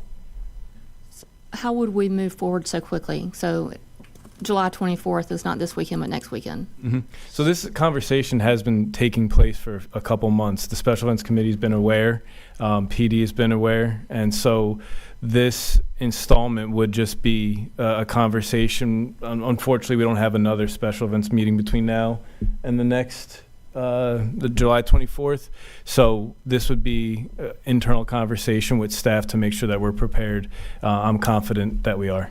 Given that we don't expressively allow this in our ordinance, like we actually, I guess we deny it technically, are we at like legal risk, or like what is the ABC aware of that as far as their permitting? I'm not aware of this as an ordinance more than just in the special events manual policy. So I'm saying like we're giving them special permission to do something that we say we don't allow. So I don't know, Andy, maybe you've talked to the ABC, like, are they going to green light you even though it says in our rules we don't allow this? Yeah, they thoroughly are concerned with, at the city level ordinance. Okay. I'll follow the rules on it. I'll commit to the event, run the trial. There'd be no pushback from the ABC at the state level. Yes, Bella? I believe in the ordinance it does say without a special event permit, so like it being our special event. Okay. Okay. Just to add that, I have a blanket special event permit as a distillery Mhm. manufacturer. Yeah. Mr. Jonathan, would this require a vote tonight? Yeah, I believe it would, because we're proposing here, it looks like, to go forward on July 24th, right? Yes, sir. I believe it would require a vote tonight. So we're asking, or you're asking for a variance to the special event prohibition of spirituous liquor sales at town-sponsored special events. That's what you're asking the council to do, and I've just Just one. two specific ones though, Trial period. right? Correct. Right. So, does that have any implication at all, then, Kyle, on our ordinance against no spirituous liquor on the beach? This is So- precedent setting. Correct. So no, it does not. So section 12-11, A talks about the beach, and then C talks about special events may, so therefore it's tied directly to the special event approval. So it doesn't compromise what we have in existing ordinance about the beach strand. Yes, sir. Not in my opinion.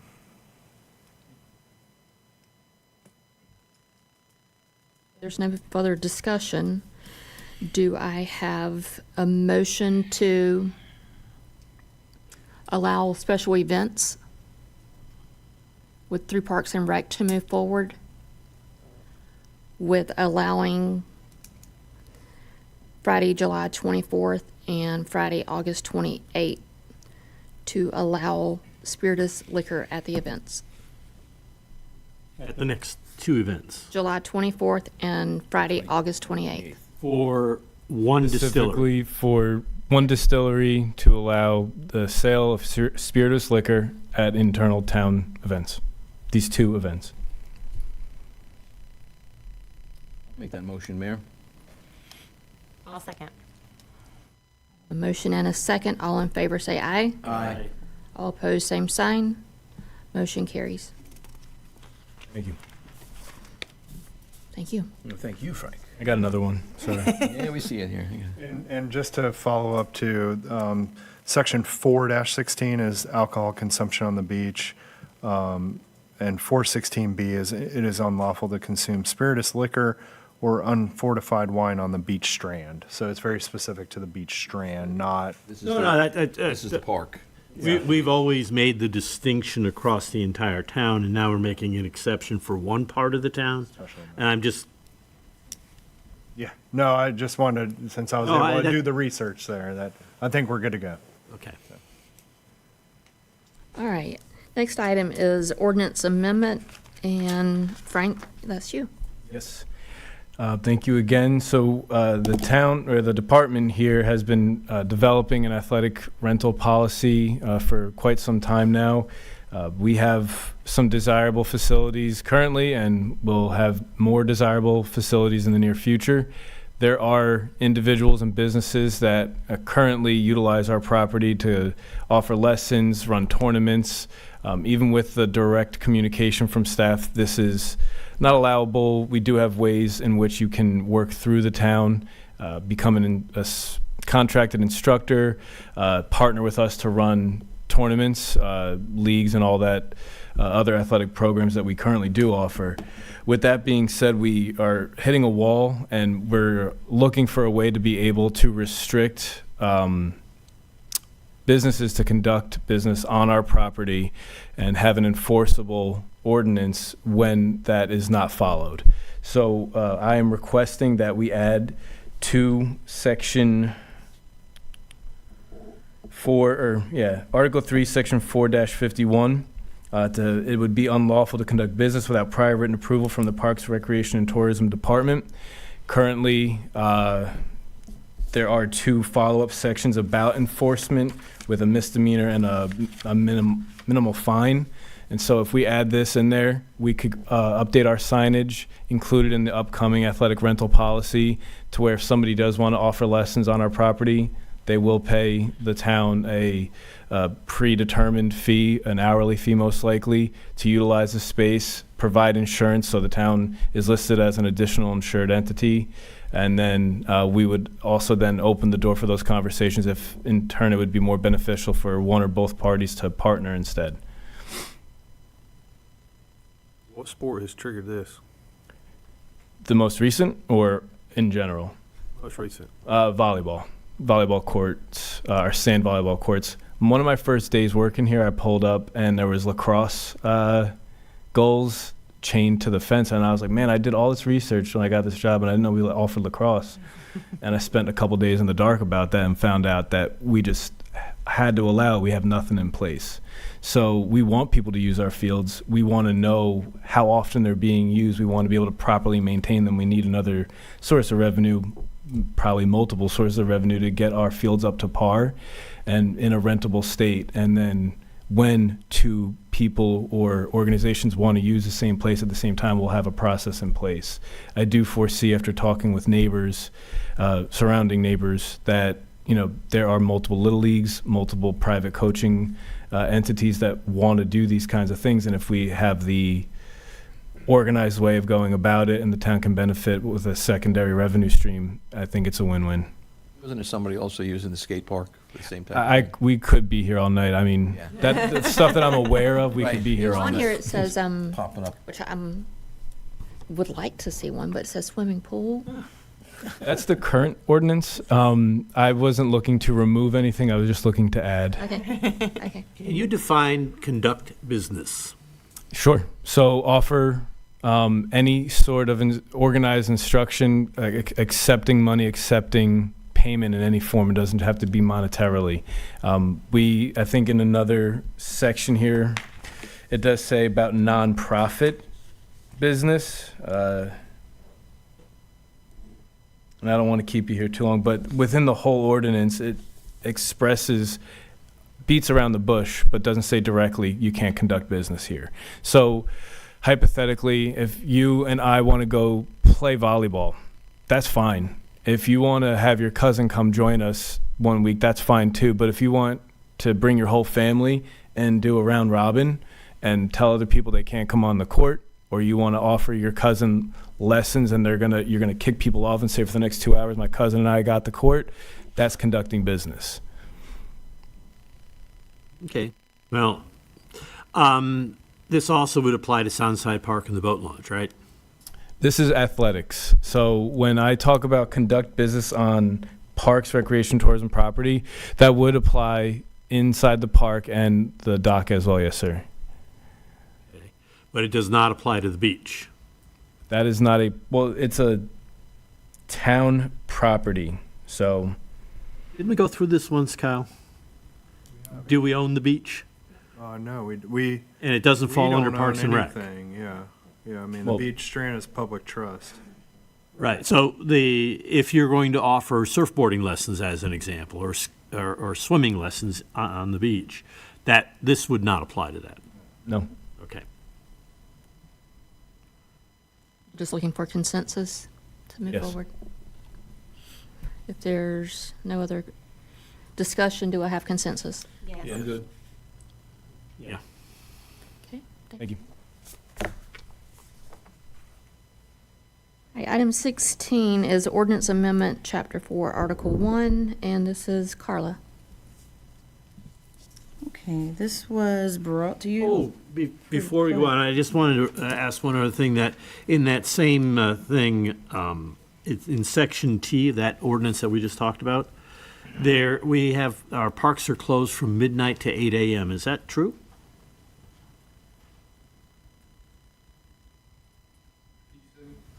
Section T?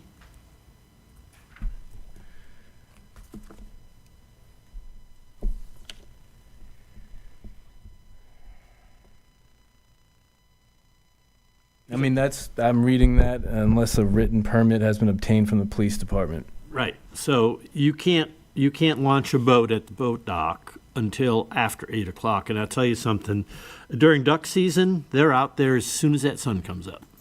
I'm just saying, it's in there, and, Did the boat ramp count as the park, though? well, we just said it did. I think we're drilling down to a deep. Yeah. We will look at it for consistency, and Thank you. we can bring something back. Thank you, Frank. Thanks. Thanks, Andy, for bringing that up. Okay, Carla. I'm not gonna type this in now. Okay. Chapter 4 has been brought to you. We had the subcommittee that went through it, made a lot of suggestions for changes in that, which we did carry out last time in April, I believe, is when we voted on it. But there was one thing missed that was intended to be changed. And so that's highlighted in your packet, and that's section 413E in that ordinance discussing private beach crossovers being allowed to use their property for storage of beach equipment, provided that all the other standards are met there.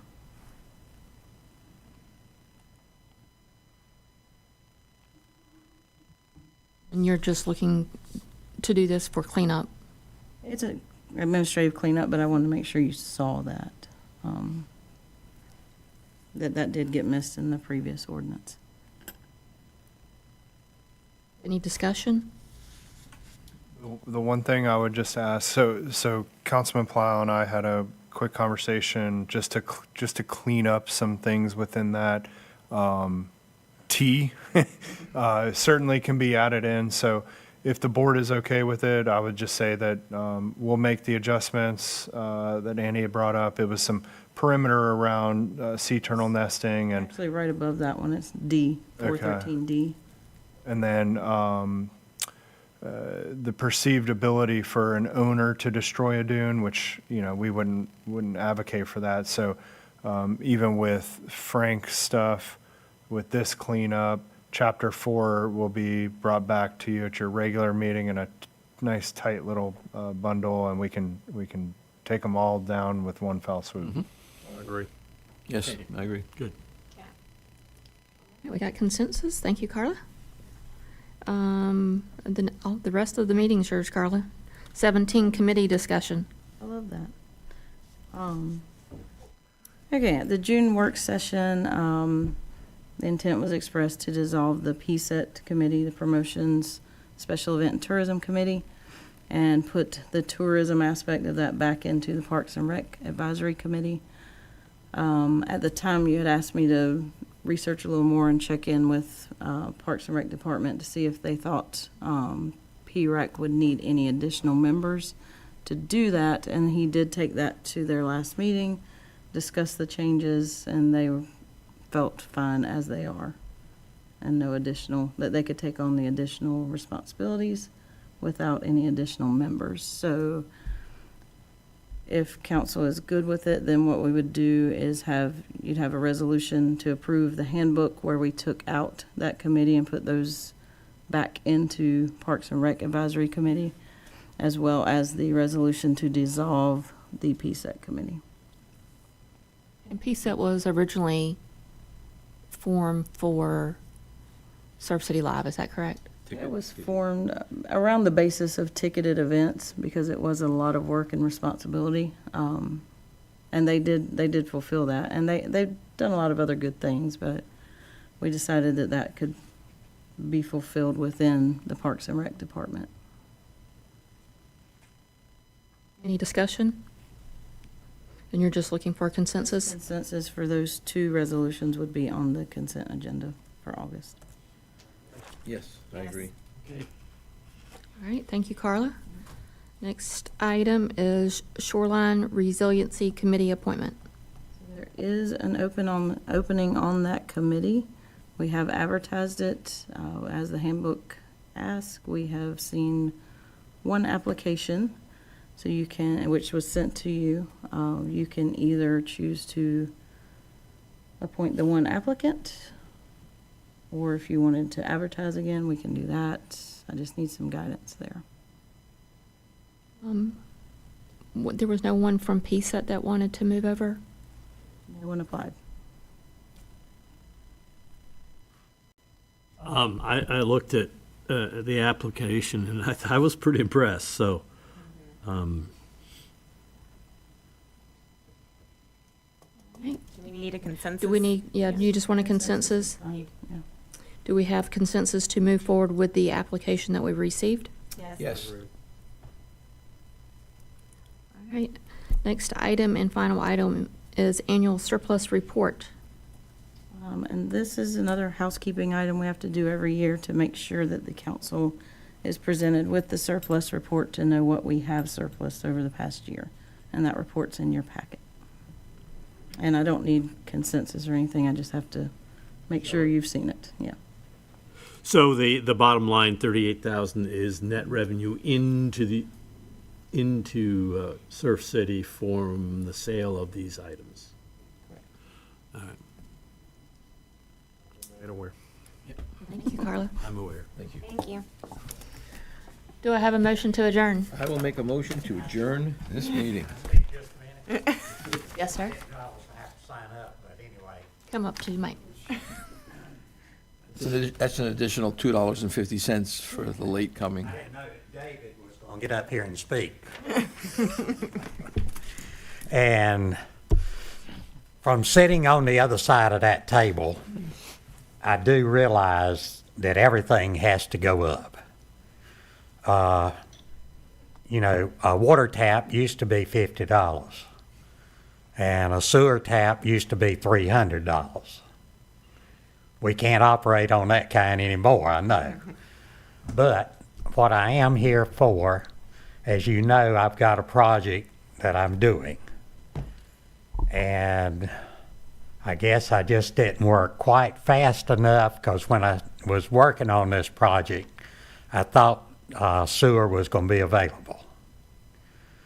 And then I found out, about 3 weeks ago, something like that, that the sewer got taken away. I didn't know, somebody just got in under me. And so I've spent a lot of time and a lot of money on this development. And so I would like some consideration.